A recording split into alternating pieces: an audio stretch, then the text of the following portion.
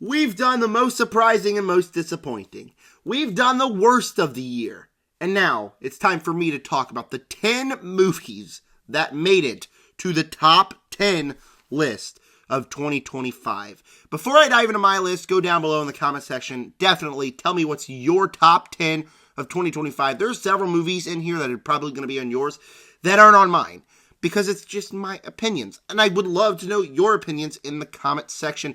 And while you're down there, if you hit the subscribe button, the like button, and the bell to never miss another video, that would do me a huge favor. I have not seen every movie this year. There is movies that I still plan on checking out that I just haven't got the chance to yet. But this is my ranking of the 10 movies that I thought deserved to be in the top 10. I have reviews for every single one of these movies, by the way. Go check them out if you want me to dive into full detail. And with that said, what's going on back here with my hair? Okay, whatever. I just woke up. Time to talk about the 10 best movies of 2025. Starting with number 10, Weapons. This is the latest Zach Cregger movie. Ever since Barbarian, I was like, oh, Zach Cregger, gotta be on the radar. This is his second movie, first movie since Barbarian. And Weapons is awesome. I mean, the first hour or so of the movie, I'd say, I didn't know if I should be loving it or hating it, because it dives into different people in the story. Kind of has their own chapters in the story, and I didn't really know what kind of direction the movie was going down. So the first hour, I thought it was just so directionless. But then by the time we get to the second hour of the film and things start locking into place, you realize, oh shoot, everything that we know so far about this film is done in a perfect way to get us to this finale. It is a great script that Zach Cregger is known for. Fantastic cast. I mean, you got Josh Brolin in here. Benedict Wong. I mean, man, this cast is insane. It's got some very scary moments in the back half of the movie, specifically with Aunt Gladys. As soon as she showed up on screen, I thought she was great. Amy Madigan, I mean, man, I kind of want her to win Best Supporting Actress awards, because she was great in this movie. But overall, the final hour of the film just kind of turns into this thrilling, edge-of-your-seat, tense thriller that I really enjoyed, and then made the first hour, which I kind of feel directionless, made it better. And I rewatched the movie, and knowing what happens in the end also makes the movie much better. This is one of the best horror movies of the year. Not as good as Barbarian in my opinions, but Weapons deserves to be on the top 10. Number 9, The Materialists. Celine Song's second film, runner-up after her Oscar-winning film, Past Lives, and I was not super excited to see this one. I saw the trailer, I was like, that looked fine. I went to see it because there was nothing really released that week, and I was going to get a review out, and I ended up saying, I actually really enjoyed that movie. In fact, it's on my top 10 of the year. I haven't seen this movie on anyone else's top 10 of the year. It's on mine. Feel like the three leads here are great. I just watched the 50 Shades of Grey trilogy for the first time with my best friend. There will be a ranking coming soon. I still promise that video. But, Dakota Johnson's not good in those movies. But she's really, really good in this movie. Chris Evans, obviously, I love him. Like, he's the best. And Pedro Pascal, also really good. So, really compelling three leads. And it's a story about dating in the modern age, which I don't have much experience with that. Yeah. But I thought it was dived into a very interesting way and made me step back and take a look at things for a little bit. And then it goes down kind of like a dark direction in the back half of the movie that I thought was really compelling. Had some really great scenes in here that made me tear up. And just overall, a movie that I feel should be getting talked about more. It's one of my favorites of the year. Number 8, let me pull it up from here because I got it for Christmas. Shout out my brother. Together gets my number 8 spot on the year. This is my favorite horror movie of the year. I thought it was great. It's a body horror movie with Dave Franco and Alison Brie. They both have excellent chemistry throughout the movie. The body horror stuff is great. Several sequences that make you make that face. It has edge-of-your-seat sequences. But overall, at its core, it's a nice story about toxic relationships. And I think the direction the story goes down is honestly kind of sweet. I wasn't expecting that direction, And when we hit that direction, I thought it was really, really compelling and interesting. The film is a film that you need to watch twice, I think, because saw it the first time, loved it.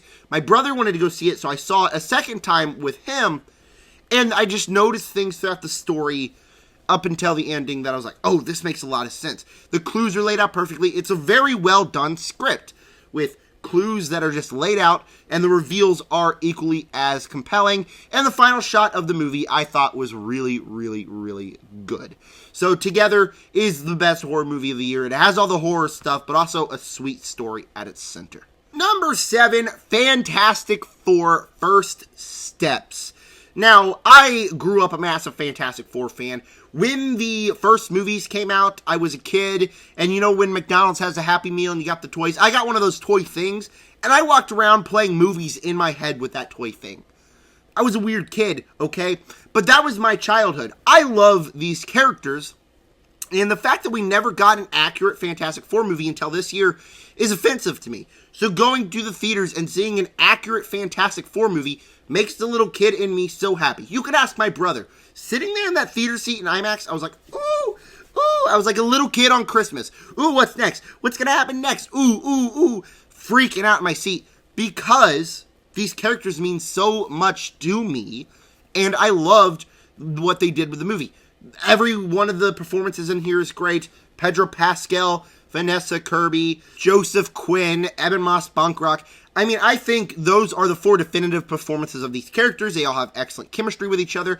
But then you got Ralph Ineson as Galactus, who's just this fantastic villain. Seeing him in IMAX in all his glory was awesome. Has this screen presence, and it just feels like overall a comic booky movie. It's a futuristic sci-fi world, different universe from the MCU, with Galactus, which is just a ginormous being that eats planets. It's ridiculous. Never thought I would see it put to screen, but how it's done here is just perfect. I love this movie, and it is one of the best recent MCU films. Number 6 is another comic book film to release this year in the same month, Superman. I'm putting just above Fantastic Four: First Steps. Superman is awesome, too. It's just like Fantastic Four, a very comic booky movie. You're in this universe where bad things are happening all the time. Superheroes are very prominent. You got the Justice Gang with Green Lantern, Mr. Terrific, Hawkgirl. You got Superman just doing his thing. So overall, the world itself is just awesome. The James Gunn isms in here, where it tries to do like the ensemble cast, works for here in a movie where it shouldn't work. It definitely works. The action is all that fun. Nicholas Hoult plays one of the best villains all year in this film. I think he is awesome in this movie as Lex Luthor and the definitive Lex Luthor. But overall, the movie, the reason I love it so much is because of the emotions in the back half. Where the movie has emotions between Superman and the Kents, his parents. And that's something that Zack Snyder never brought to Man of Steel or anything. Nothing against Zack Snyder. The Snyderverse is very cool. But, something that he never brought was the emotions between Superman and the Kents. And when it dives into that, into the back half of the film, I am in tears every single time. The conversation that Clark has with Pa Kent is one of the best scenes of the year in a film that just has all these goofy jokes. Crypto is awesome. And just a fantastic way to start out the DCU. I should have said a super way to start out the DCU, because Fantastic Four was fantastic. Oh well, puns, am I right? Before I dive into my top 5, if you would go down below in the comment section, tell me, if you don't want to do 10, what's your top 5 movies of the year? I would love to know what your top 10 is. And while you're down there, if you would hit the subscribe button, the like button, and the bell. Let's get to 200 subscribers by the month of March. Please hit the subscribe button. It doesn't cost you anything. And thank you guys for watching this video. Number 5, Companion. A January film, made it all the way to my top 10 movies of the year. And it's in the top 5 movies of the year. This movie's awesome. The script is absolutely perfect. It just a script with no flaws.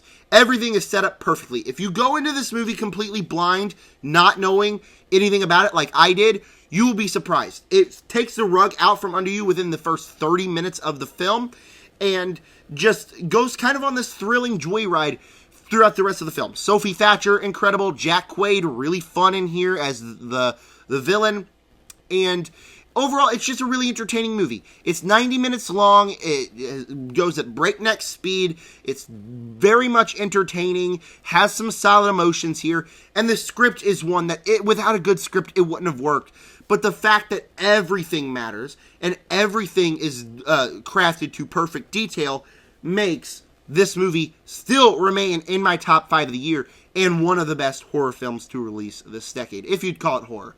I wouldn't consider it horror, but that's what they have categorized as on IMDb, so I guess it's a horror movie. Thor: Thunderbolts, the best comic book movie of the year, is a movie that dives into mental health inside of this comic book movie. That is awesome in and of itself. For me, I love movies about mental health. I think that they hit me more on a personal level. And this one definitely had the hits that affected me on that personal level. I love these characters. Yelena, John Walker, so awesome to see again. Red Guardian. But you also got Sentry, Bob, who's in this movie. Lewis Pullman, who's one of my new favorite characters inside the MCU. I absolutely loved him. He is just such a good, compelling character. And what they dive into him throughout the entire movie is just perfect. It's a movie that has all the compelling set pieces you want out of a Marvel movie. It's got all the action sequences, but it's more toned down to where it's just a movie diving about mental health with very, very, very emotional sequences that really affected me. I teared up numerous times in the movie, either in the theater or on subsequent rewatches. And the fact that they made this movie, The New Avengers, is great, considering I think with Thunderbolts and Fantastic Four, we're setting up Avengers Doomsday next year pretty decently. And this movie also creates a conflict for Avengers Doomsday. Thunderbolts is a movie that I loved and is a top 5 movie inside of the MCU for me. Number 3, let Timothée Chalamet say it. Marty Supreme is Marty Supreme is Marty Supreme. It's Marty Supreme. It's Marty Supreme. That's my number 3 movie of the year. A very recent movie that I just loved. I think it's a very well done movie, perfectly directed by Josh Safdie, cinematography, score, all excellent. But the performances are one that would just put it in the top 10 alone. Timothée Chalamet is going to win Best Actor, for sure. He is absolutely insane and phenomenal in this movie. But then you got people like Odessa Ozion and Gwyneth Paltrow, who I think just round out this cast perfectly. Tyler, the Creator, is in this movie, and he's not distracting in the slightest. He is a very compelling character within this movie as well. It's a story about chasing greatness, which, with this character, Marty, who is a very unlikable character, Timothée Chalamet makes him worth spending this journey with. But he's a very unlikable character going on this journey, just basically trying to get to the same place. And it's just so much a movie of just following him, trying to get to this place. And it's very entertaining with several set pieces within the movie. Every set piece is intense and thrilling. I was on the edge of my seat throughout the majority of the movie. Just, you never knew what was going to happen. Did I mention Timothée Chalamet is amazing in this movie as Marty? And every ping pong sequence felt like you were watching a sporting event. I quite literally wanted to cheer within the third act of the film. And it's just overall a movie that is just well done. That was my thought out of the theater. Very well done. All the pieces come together. And it's a story that really works with phenomenal performances. And it's up there for my pick for Best Picture. But number 2, the one that I would have to pick for Best Picture, Sinners. Michael B. Jordan, directed by Ryan Coogler. This movie rocks, man. It's a vampire movie that wants to be more than a vampire movie. And when I first watched the movie, I gotta say, I was like, oh, well, I kind of just wanted my vampire movie to be a vampire movie. But after rewatching it like 6 different times, I gotta say, woo, this movie rocks. It's awesome.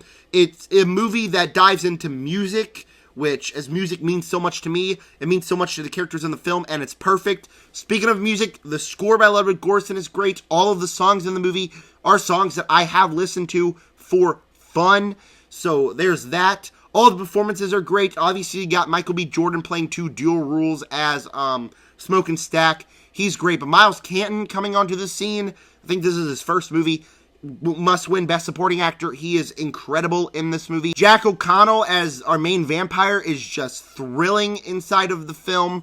But it's a film that I think that the vampire stuff is not the most compelling elements of the movie. The most compelling stuff that's in this movie is within the first hour of the film, where we're just with these characters, learning who they are. I forgot to mention Haley Steinfeld is in this movie. She's great.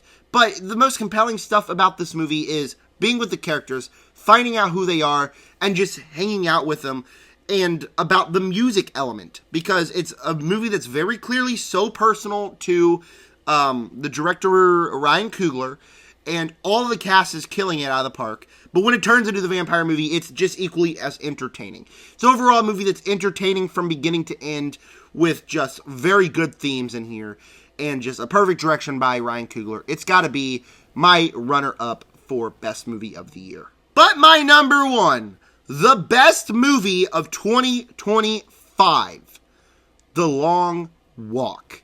A movie I was not expecting to be up here. I saw the trailer and I thought, oh, that looks like a very fun thriller movie. It's probably going to be for me, but I don't know if a lot of other people are going to love the movie. Well, I'll tell you what. I love the movie. Everybody loved the movie. And it is my favorite movie of the year. It's a movie about people walking. That's the premise of the movie. And all the performances, all the characters, you care for them. You got people like Ben Wang in here, who's coming onto the scene from Karate Kid Legends, and now in this movie, who gives one of the best performances. You got Cooper Hoffman and David Johnson, who have just this fantastic relationship in here. You got Mark Hamill giving a great performance as this terrible person that you love watching his character within the film. And it's a movie that is just heartbreaking. You're following these characters, you care for these characters, but you know all but one is going to die within the movie. And it's a movie that you feel exhausted by the end of, but not exhausted in a bad way, exhausted in a way that the movie did its job. You're on the edge of your seat throughout the majority of the film. And again, the relationship between Cooper Hoffman and David Johnson is the relationship why this movie works. Because you love these characters, and by the time we get to the ending, people complain about the ending, my dad included, who saw the movie with me. I'm saying, no. I thought the ending was perfect. I thought that, it definitely brought tears to my eyes, and I thought it was done in such a satisfying way, enough to interpret, but also give you your satisfying answers. So The Long Walk, a movie where people walk, is just made so compelling, so emotional, and I think it's a movie that came out right at the right time. It's right at the right time where, not to get political, but a certain figure dies, and at the time, you're thinking, well, this world is messed up. And it's a movie about a messed up world, but finding solace in friendship. And it hit me on an emotional level. And so I was in tears half the movie. I love the relationship between everybody. And it's a movie that, for a 2-hour movie about people walking, never lost my interest and just hit me on all the right levels. That's why The Long Walk is my favorite movie of 2025. Alright guys, thank you for watching my top 10 movies of 2025. I want to know what's your top 10 of the year in the comment section. And stay tuned for the live stream where I rank every movie I've seen. So far I've seen 83, and I've got some more to catch up on. Thank you guys for clicking on this video, and with that said, subscribe.